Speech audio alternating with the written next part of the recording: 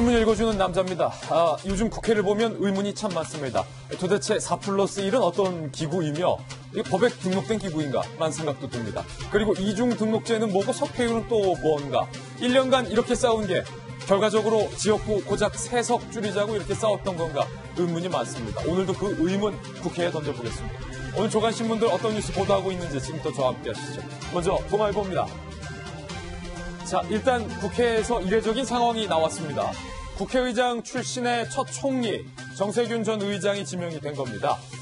전 입법부 수장을 행정부 2인자로 모시는 것, 이것 과연 직제상 적절한가의 논란이 지금 국회에 있습니다. 문재인 대통령도 이렇게 얘기했습니다. 주저함이 있었다. 주저함이 있었다. 국가의전 서열 2위를 행정부 2위로 데려가는 것, 주저함이 있었다. 대통령도 이렇게 말했죠. 정세균 총리 지명자 본인은요, 이렇게 얘기했습니다. 경제 살리기와 국민 통합에 주력하겠다라는 메시지를 냈지만 보수 야당에서는 삼권 분립의 질서를 무시했다. 의회를 행정부의 하수인으로 생각하는 것이냐라며 강하게 반발하고 있습니다. 이제 남은 산은 총리 청문회와 국회 인준, 표결을 거치게 되는데, 자, 전직 의장 출신 그리고 여야 두루두루 의원들을 많이 하는 정세균 총리 지명자지만 과연 순탄하게 남은 과정을 통과할 수 있을 것인가 잠시 후에 짚어보겠습니다. 다음 신문입니다. 이번엔 한국일보입니다.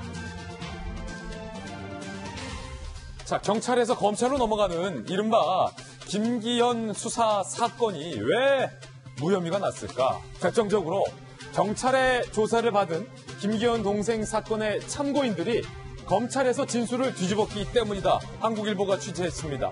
이 참고인들은 급기야 검찰 조사에서 경찰의 조서를 보더니 내가 이렇게 얘기 안 했는데요? 경찰 조서가 제가 얘기한 것과 정반대인데요? 라는 진술까지 검찰에서 한 걸로 전해지고 있습니다. 한국일보 보도에 따르면 검찰은 경찰이 무리하게 참고인들을 불러서 본인들이 원하는 대로 조서를 꾸몄다, 조작했다라고 한국일보는 취재하고 있습니다. 이른바 경찰이 짜맞췄다라는 겁니다. 참고인의 진술을 있는 그대로 조서에 반영하지 아니하고 경찰이 급하게 퍼즐 조각 맞추듯 무언가를 짜맞춘 이유는 과연 무엇일까요? 어딘가로부터, 위에서부터 하명이 내려온 것 아니냐? 검찰은 이렇게 의심하고 있습니다. 다음 신문입니다. 이번에 한겨레 신문입니다. 자, 끝내 북한을 접촉 못하고 빈손으로 떠난 비건 미 국무부 장관. 새로운 길, 북한의 행보는 무엇일까라는 겁니다. 연말 시한이 없다며 단계적 접근을 수용하겠다. 북한의 만남 공개 제안했지만 북한이 대답하지 않았습니다. 그 끝내 자, 연말에 미북 회담은 이미 물 건너갔다라고 전망하는 전문가들이 많습니다. 게다가 북한이 성탄절 이전에 물리적 도발을 해올 것이다라고 경고하는 목소리도 점점 더 강해지고 있습니다. 다음 신문입니다. 이번엔 조선일보입니다. 1주택자들도 비명을 지르고 있다. 이유는 세금 때문입니다. 보유세. 이 보유세를 매기는 기준인 공시지가를 정부가 바꾸기로 한 거예요. 시세의 7, 80%까지 올린다. 공시지가는 보통 시세보다 낮게 책정이 되는데 그 공시지가를 거의 시세 가까이 올린다는 겁니다.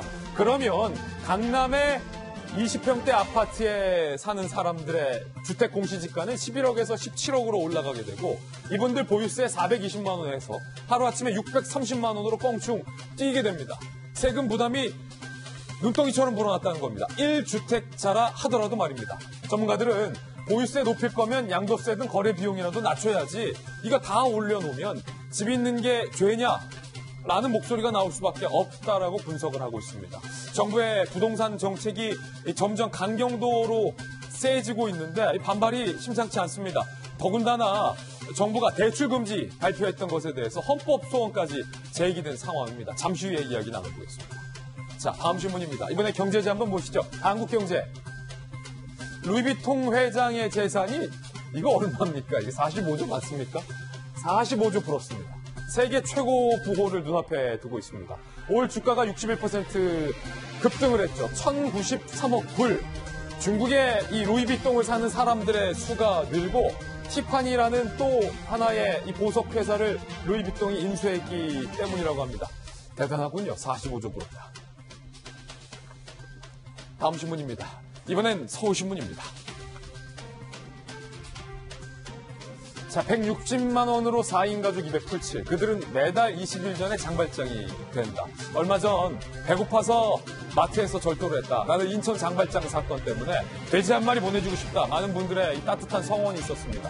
그런데 기초생활보장 수급자들의 형편이 이토록 쉽지 않다는 거예요. 녹록지 않다는 겁니다. 160만 원, 174만 원가량으로 4인 가족 207 할 수 있을까? 다음 달 수급 때까지 2주간 텅 빈 기간에 생활고를 겪게 된다는 거죠. 치아가 다 빠지도록 치료는 꿈도 못 꿨다. 라는 얘기도 나오고 있습니다. 연말이니만큼 우리 주변에 따뜻한 도움의 손길이 필요한 절실한 그런 대목입니다. 지금까지 신문 읽어주는 남자였습니다.